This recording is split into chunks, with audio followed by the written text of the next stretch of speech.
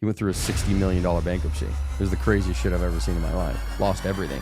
I mean, foreclosures, people are losing houses and divorces. And I helped my dad consolidate his companies at that time, dealing with Chase, B of A, at that time Countrywide, WAMU, Fannie Mae, Freddie Mac, EMC, like evictions, cash for keys. We bought one condo, 2010 for $100,000. And then from there, from one condo to $3.5 million, and we thought that was great. We said, screw it, let's go big. Owning 100% of $3.5 million, okay, to owning 30 to 40% of $157 million. You're not going to do it with your own money. You need to leverage yours in combo with other people's and just learn how that works. How do you buy a 30-unit deal? Pull out my calculator over here. This is going to be fun. For about $2.3 million loan. Getting this loan, Marco, is easier than getting a house loan for $300,000. What would you say to your young 25 years old man? How much money do you think someone should have in order to them invest in syndication, let's just say? What would your strategy be? So for $40,000 out of pocket, for out of pocket $40,000, you have control over a 30-unit, $3 million asset. That's fucking insane. And your $2.3 million loan. It's not a lack of resources. It's always a lack of resourcefulness. Everyone is a salesperson. True. Everyone. And that's how I kind of got into real estate, was through him and my grandmother. Okay. I mean, even my grandma, my 91-year-old Italian grandmother was... Are you Italian too? Yeah. I didn't know that. I mean, half Italian. Half Italian. Then Irish and German. Irish and German. Okay. But yeah, they were a product out of Palermo in Sicily. Came across... I'm from Messina, Sicily. Yeah, I think it's Palermo. Yeah. Came across and meshed up with an Irishman, Brennan, hence the last name Brennan. So you're Irish-Italian with a little German mix in there. But yeah, he kind of taught us real estate. We watched it through him. A lot of things I loved that he did. And then things that I kind of learned was, which is why I do apartments, is I like the steadiness of it. You can still do burn and turn, right? You can still make pops of money over here doing flips or build and sell a little bit, or maybe do some buy and sell, some quick kind of turns for big money. But then the consistency of apartments and the cash flow and the tax benefits and the appreciation and all that stuff that comes through it is so critical. And once people understand the value in that, then you can have this kind of steady ride through time and grow tremendous generational wealth. How old were you when you first started or started learning, I guess? So got into real estate coming out of college, I'd say 2002. Started as a title rep, then got into some development, went to grad school, came out, and then the financial crisis hit. So 2008. Okay. And you either handle the positive or negative side of real estate going through that. So I helped my dad consolidate his companies at that time because he was getting clobbered, lost everything. He went through a $60 million bankruptcy. It was the craziest shit I've ever seen in my life. Wow. Yeah. I mean, when you watch that kind of, it was ferocious. I mean, you see everything just like right in front of you. So fast, so violent. And everybody lost a lot of stuff. So he was not the only one. There was, as we all watched, everybody's losing everything. People are losing houses and divorces and foreclosures and everything on that. But I got to see the foreclosure side firsthand because it's funny, helped him consolidate his home or his businesses. Then I had the chance to go work for an asset management company who was handling all the foreclosures for all the banks around the country. Right here in San Diego. And so we were handling Chase, B of A, at that time Countrywide, WAMU, Fannie Mae, Freddie Mac, EMC, like all these banks. And just as we all remember, just the truckload of foreclosures that were happening. And I was one of the dudes on the back end, kind of like your guy right here, Leo. He's got 14 screens. Yeah. And he's running the assets all over the country. And you're dealing with evictions, cash for keys, negotiating with realtors. I'm handing the deals out to realtors. I'm going through all of that as an asset manager with all these foreclosures, and we're sitting behind computer screens. So you got the non-emotional side of that, but then there's turmoil because of think about families are getting destroyed on the front end, on the side where they're getting kicked out of their houses. I mean, there's movies about it. Yeah. So learned about that entire asset management side of it, and then saw kind of the market transitioning from the foreclosure, where the bank controls the property, to it's called a short sale, where the homeowner still owns the home, but they're going to sell it and negotiate with the bank to release them of the debt because the home's selling for less than the loan on it. So I came out as a broker. I had my broker's license, learned a lot about short sales and negotiating short sales. And I was perfect because I just literally came from the bank. So I could walk into a homeowner's house, sit down with them, see their entire financial situation, and go, okay, boom, boom, boom, boom, boom, boom. I can get you here. I understand the banks, what they're looking for. We'll get you relieved of the debt. Maybe you want to stay in the home a little bit longer. We'll work that out too. Eventually, you're probably not going to save the home. So we got to figure out how do we relieve you of the debt and get you moving on in your life. And so that was really the goal for a lot of folks. And then it moved into traditional real estate. Okay. So I was selling luxury homes in San Diego for 8, 9, 10 years, all the while when that started in 2010. So this was kind of like the year it started. Okay. So 2010, I came to terms with a business partner, and we created the Brennan Poole Group. Okay. It's like our capital company, our holding company. And we went out and we bought one condo. And it was in Murrieta, California in 2010 for $100,000. That was literally our first real estate we ever bought. $100,000 condo. And then from there, we turned that around, sold it for $300 and something thousand a few years later because the market started to skyrocket. And then we bought some fourplexes, triplexes, duplexes, did that for a little bit. And then learned, oh gosh, like we're running out of our own money. We need to, if we want to scale and grow, like we need to do this with other investors alongside us, which it's called syndication. Sure. And most people don't understand it or want to learn it and all this other stuff, but understanding apartment syndication, all that means is you're going to go buy a piece of real estate. If it were you, me, and Leo together, that's syndication. So to keep it simple, we can combine our efforts and our money and go buy some real estate together. Some people told me about syndication, but they say, hey, Marco, if you enter and you don't know the guy, just try to enter in first position versus like third position.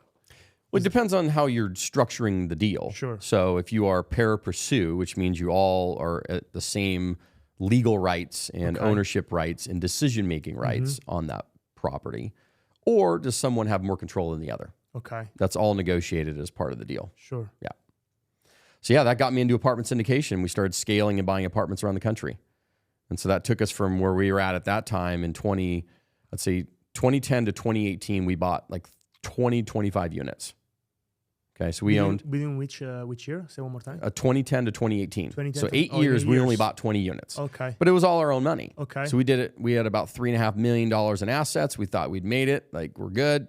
Yay. Look what we did. We went from one condo to $3.5 million, and we thought that was great. Okay. And then we learned about, oh gosh, you can scale and grow through syndication and take it. So we took that and we said, screw it. Like, let's go big. And we went from that 20 units at that point to now over 557. How? Through syndication. Through syndication. We did cash out refis on a couple of those duplexes and fourplexes, pulled some cash out. Some of them we sold, some of them we did some cash out refinancing. Took that money into Texas, into Missouri, into other places in the Midwest. Okay. And scaled that immediately and did it with other partners. That's called syndication. So we took our money in combo with other people's money and went from owning 100% of $3.5 million, okay, to owning 30 to 40% of $157 million. So when people say, well, I don't want to syndicate or I don't want to use other investors' money, and I said, totally fine, it's your decision, but just understand if you want to do what you say you want to do, you're not going to do it with your own money. There's only so far you can go. You need to leverage yours in combo with other people's and just learn how that works. So I had to learn about syndication. I had to learn about some of your PPM documents and all the stuff that goes on with securities attorneys and the SEC and stuff like that to do this. Interesting. How much do you think someone should be starting investing really? Meaning, how much money do you think someone should have ready to put in real estate in order to then invest in syndication, let's just say, or multifamily, or like what would your strategy be? So technically, I had $0 to get started, technically. But that's because I had a partner who I'd partnered with who did have a capital. And he trusted me to go find the deal. So I brought in the sweat equity, call it. He brought in the cash equity. However, if you don't have that partnership, 30 to 50 grand out of pocket. That's it? To start. I can show you within 5 minutes how you can go buy a 30-unit deal with that. How do you buy a 30-unit deal? Yeah. So let's say it's $100,000 a unit. Okay. I'm going to pull out my calculator while we're here. This is going to be fun. So let's say it was 100. So that's $3 million. Okay. 30 units, 100,000 per unit. That's $3 million price. Okay. And then let's add in $200,000 for renovations. You're going to improve the property. Sure. And then maybe another $100,000 for closing costs. Okay. So you're $3.3 million. So you're going to go get that's all cost in. You're going to go get a 70% loan for about $2.3 million loan. Getting this loan, Marco, is easier than getting a house loan for $300,000. People are like, yeah, you give me the same look, man. They're like, why? And I said, well, because the bank's not looking at you. They're looking at the property. Okay, they're using the property's financials and the cash flow because the property is its own business. It's operating independently. With or without you, it's operating. So it's going to produce cash flow. The cash flow pays the bank. So you are kind of secondary. Okay, you're secondary. Like they're going to look at you a little bit just to make sure you're not a fraud. Yeah. But they're going to give the bank, or the money's going to the property, essentially. Okay. So that $2.3 million loan is easier to get than a house loan. It's insane. So now we got the delta, about $990,000. Okay, $990,000 is what you'd have to come down payment. Most people are like, shit, I don't have $1 million. Yeah. And my response is, I understand that. Yeah. Like, I know you don't. Yeah. But I said, let me show you how this works. Okay. I said, you're going to come in with 10% of that. Okay. Okay. So times 0.1, call it $100,000. Yeah. Okay. But it gets better. Yeah. So $100,000 is what you're out of pocket. Okay. Technically. Yeah. But it's going to get more fun for you. Okay. Because now you're the syndicator. You're the person putting the deal together. Yeah. You're the general partners, they call that. Okay. So that $99,000, you also get an acquisition fee for putting the deal together. Okay. So that's just pretty standard. So if you bought a $3 million asset, you're typically going to get 2 to 3% as an acquisition fee for putting the deal together. So let's go on the low side and just say it's 2%. Okay. So you're going to get a $60,000 acquisition fee. How much money did you come in with? 99. Yeah. How much money did you get out of it the day you closed escrow? Yeah, 39,000. 60. So it's called $100,000 and $60,000. So that's 40. So for $40,000 out of pocket, for out of pocket $40,000, you have control over a 30-unit, $3 million asset. That's fucking insane. And you're controlling it. And then you have investors come in. You know, people are like, well, gosh, I can't raise the money. I said, listen, the difference of raising that money comes from multiple sources. Wow. It can come from friends and family. It can come from friends of friends of friends. It can come from seller financing. It can come from a hard private lender.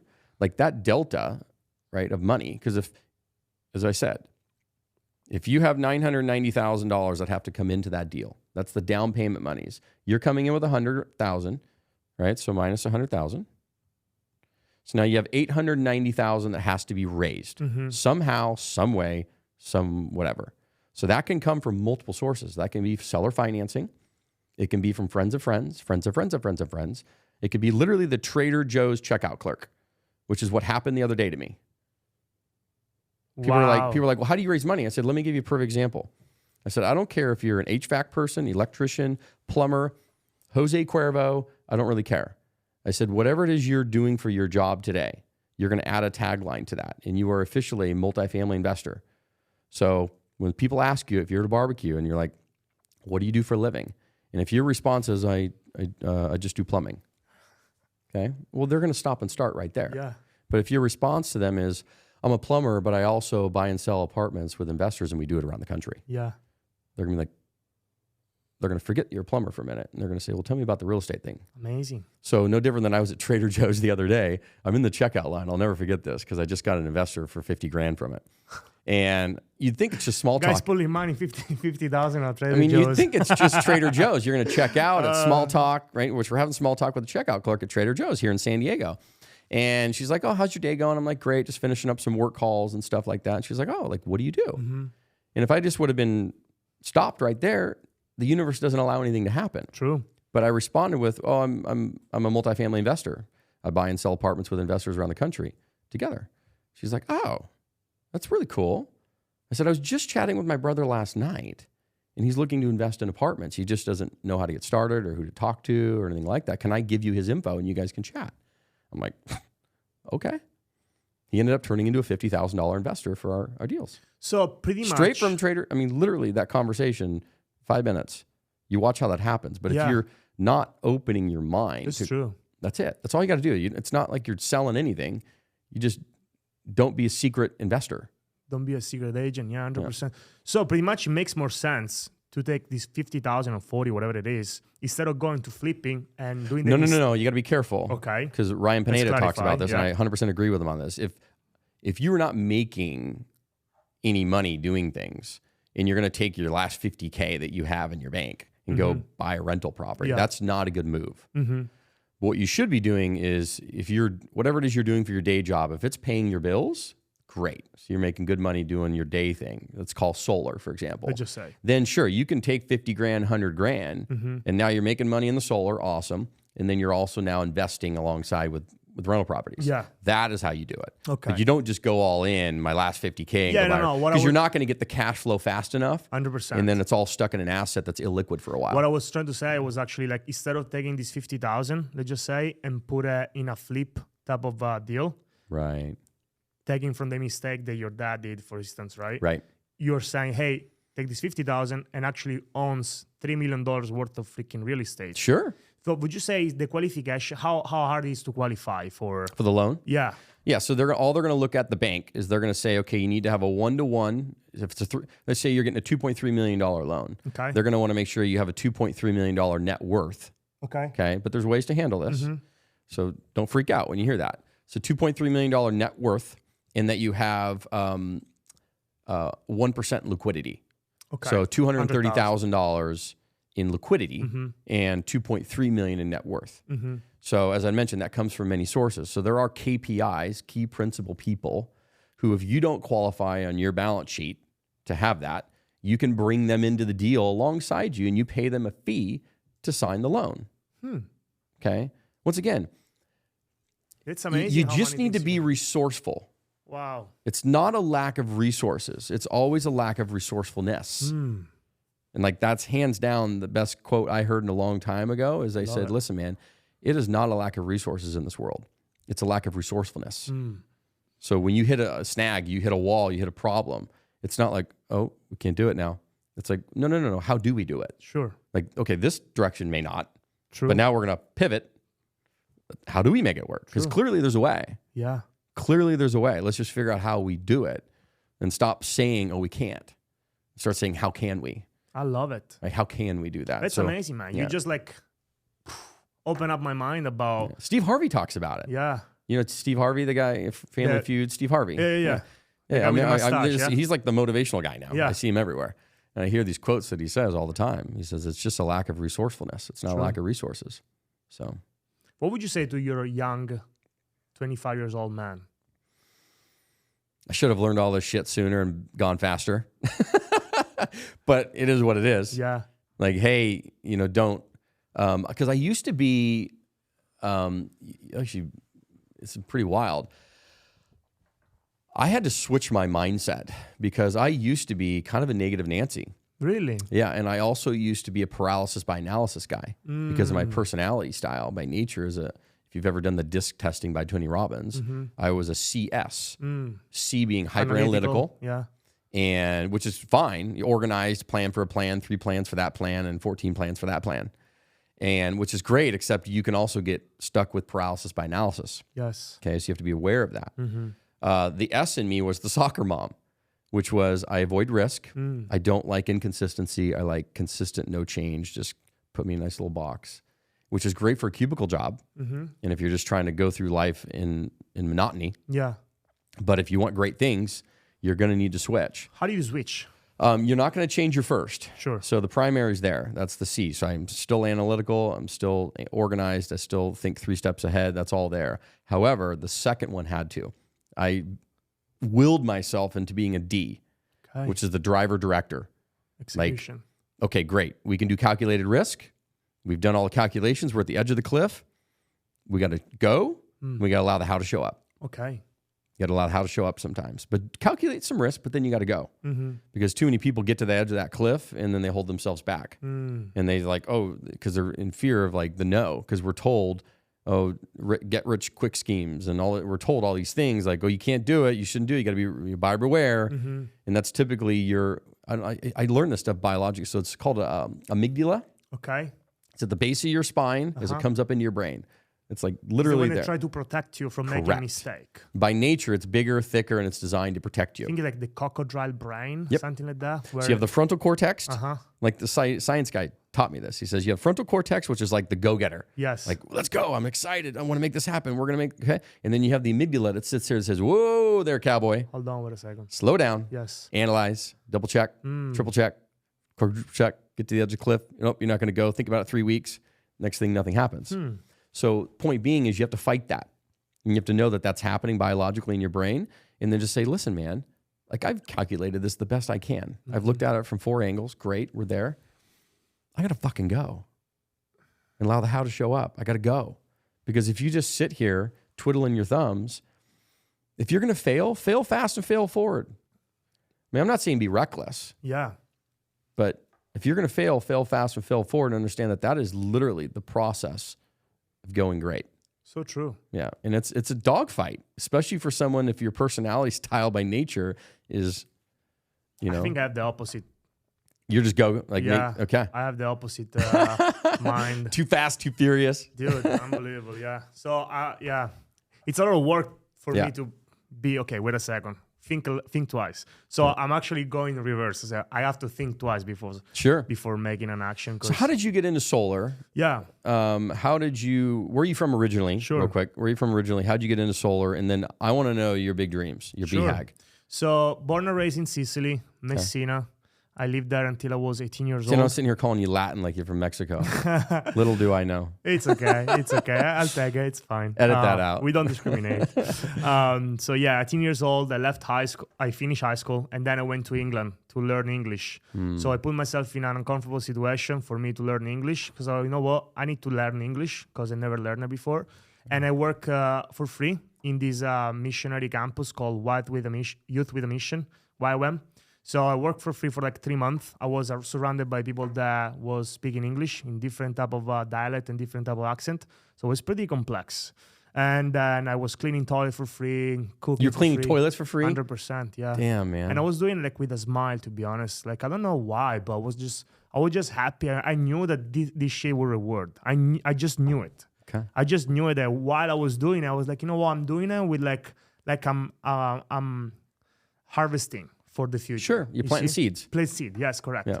So anyway, stayed there for 3 months, and then I was like, with a group of people, I was able to learn English better after 3 months, and then some people were like, hey, we should go to India. I was like, fuck yeah, let's go. So we went to India for 3 months. We volunteered there, help out orphanages, people, and it was really overall a really good experience. Overwhelming for sure because you see the other side of the life where people are like, smile.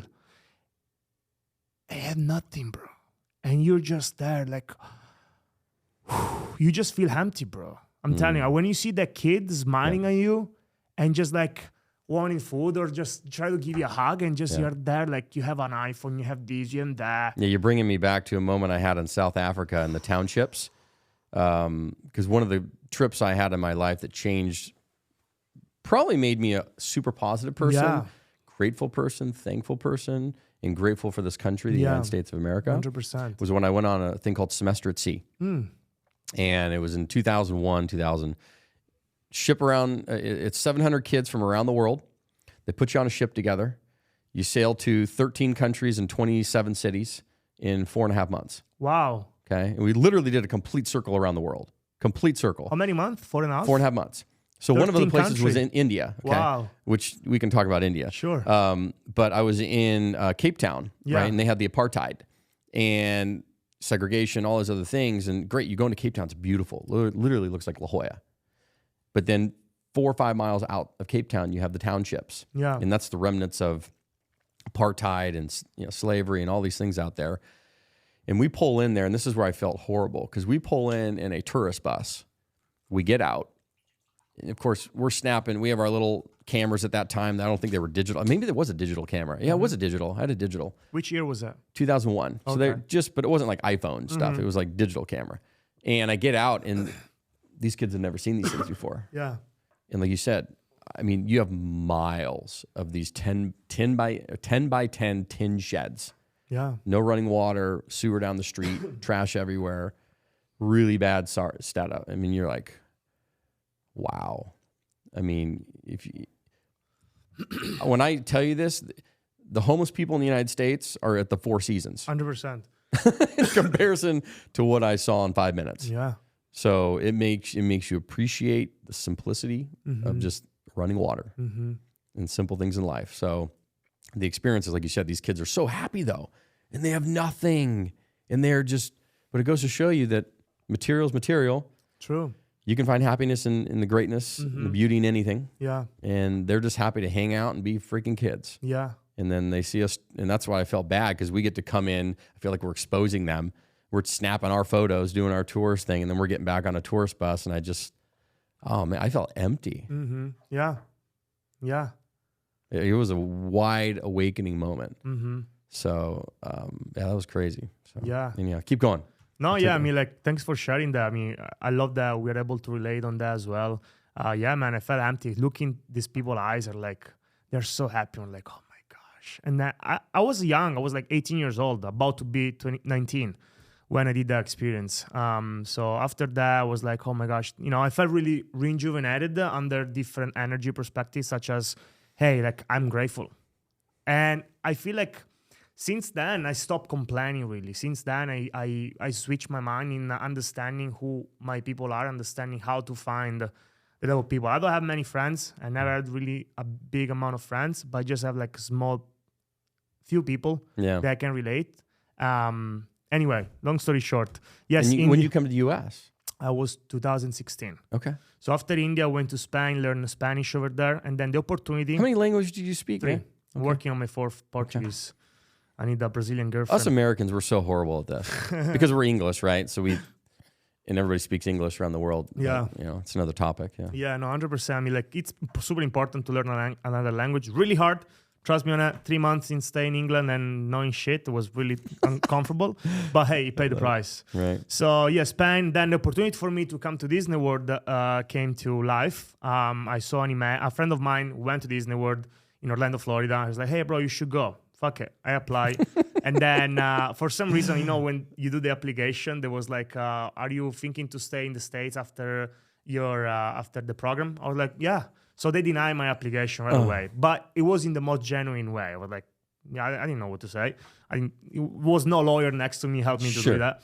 So, and then like I was in... That was for your visa or whatever? Yeah, for my visa, yeah. So, and then I was in Spain still, learning Spanish and applying for working as a steward, flight attendant, because I wanted to travel. And then an email came back. It's like, hey, last chance.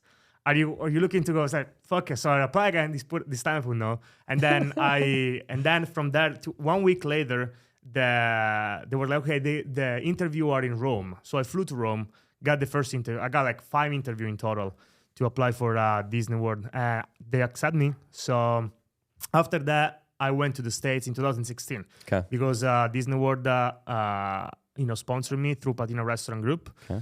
So I work at Via Napoli. He's like in Epcot located. So 2016 was there until 2017. And then I got fired from Disney World because of insubordination. Like I was a dickhead since a young age. I was 19 at the time, about to be 20.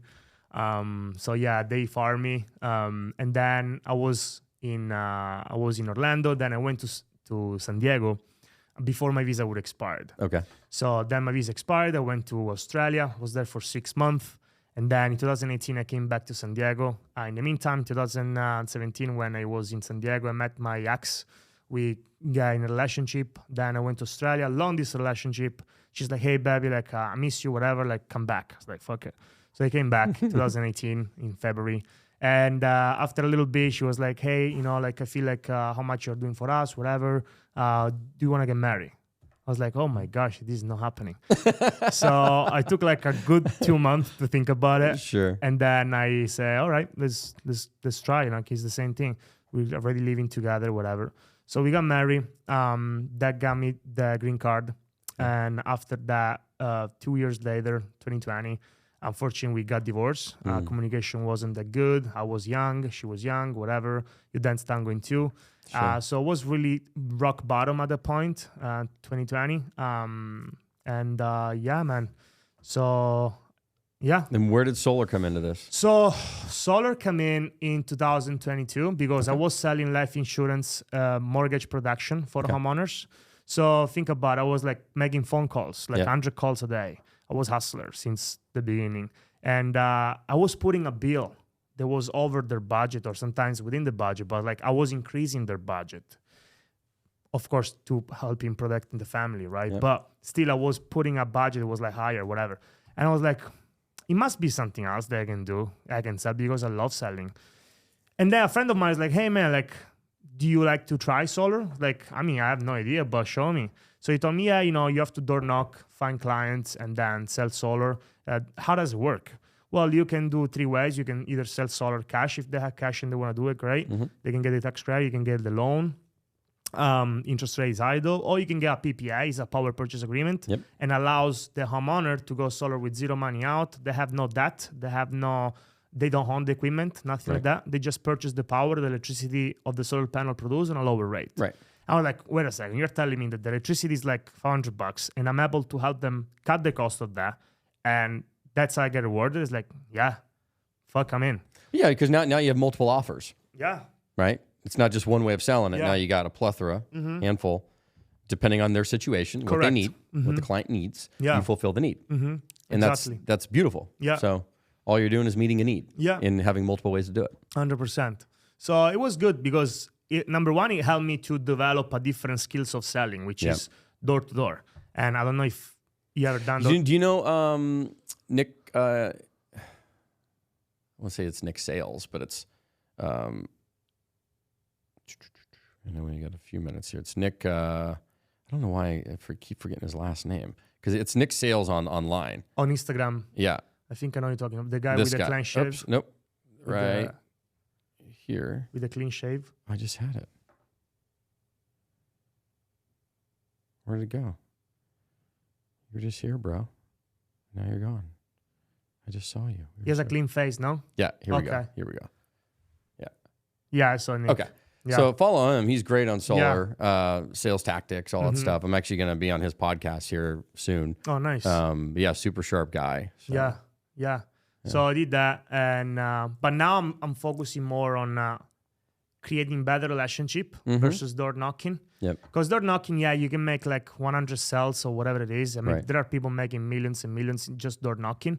But I saw last year my revenue, and I saw, wow, I made more money by just shaking hands and creating really good connection Sure. with individual that like have a Airbnb, and they're looking to lower their Costs and everything. Yep. than me door knocking and just find like a little system of things Sure. like that. So I was like, okay, I need to provide more value to those individuals because they're out there. I don't know, I'm resourceful. So now I'm shifting Yeah, to and it's either warm leads, cold leads, right? Correct, yeah. There's two sources, right? People that know you, people that don't, right? People that know you, people that don't. True. And typically in the beginning, if you don't have a lot of people that know you, you tend to have to go cold lead, which is people that 100%. don't. Yes. And that's how you start until you build enough of a network with people that know you, and then they can refer you. Yeah. And then that boom, boom, boom, boom, it takes over, and then this pile gets bigger. Yeah. And this is always going to bear more fruit. 100%. Always. Yeah. But sometimes you got to start cold to fill it up. I think always you have to start cold unless you are like, coming from money or whatever. Yeah, you grew up in a coming from- neighborhood and you yeah. know everybody and friends of friends of friends and families and everybody. You got a big network. Yeah. But most people don't have that. But I think also beside that builds character. I feel that type of hustle is able to course build it does. character in a way that's like, hey, one day when you're going to be like a company-oriented leader Yep. and you have people under you, Yep. you can tell those people, hey, go door knock because you did it. I love people, and my business partner said this to me, and I thought this was brilliant. Because I told him, I said, Chris, I don't want to be a salesman, a salesperson. And he's like, Justin, everyone is a salesperson. True. Everyone. I said, he's like, I don't care if you are the clerk at the checkout in Trader Joe's. You had to sell yourself to get that job. You're a salesperson. True. It's just what level. He says, if you're a CEO of a company, you think you're just a CEO? Bullshit. You're a salesperson selling your company True. to investors, to other people, to customers, to you name it. If you're a traditional salesperson, as we call it, of course you're sales. But if your title is not salesperson, and you're CEO, you're an owner, your title, you're something, you're whatever it is, administrative assistant. You had to sell yourself, sell something at some point to attract whatever it is you have in your salesperson. Yeah. So anybody that tells me that I don't want to be sales, maybe not traditionally, but you need to get your head out of you know what, because you need that skill set. Yeah. And the better skills you have in sales, you're unlimited. True. Because then it doesn't matter what the economy's doing. True. It doesn't matter what the economy's doing because you're not reliant upon the man, the job, the employer, all that stuff. You can go create your own 100%. World. Yeah. Yeah, no, so. you nailed it. Everybody's in sales. Even your little kid is in sales. The best sales people ever, by the way. The best one. I mean, kids, yeah. I wish I had the tenacity and the lack of filter and just I don't give a you know what. Yeah. Because the kids are unbelievable with it. You tell them no, they're like, wait, no, it's just no, like right now. 100%. 3 seconds from now, it's now yes. That's true. So, no, it wasn't no now, it's 3 seconds from now. And then like 3 hours, no, it's just no right now. Yeah, I'm like, no, it's no period. No, Linda.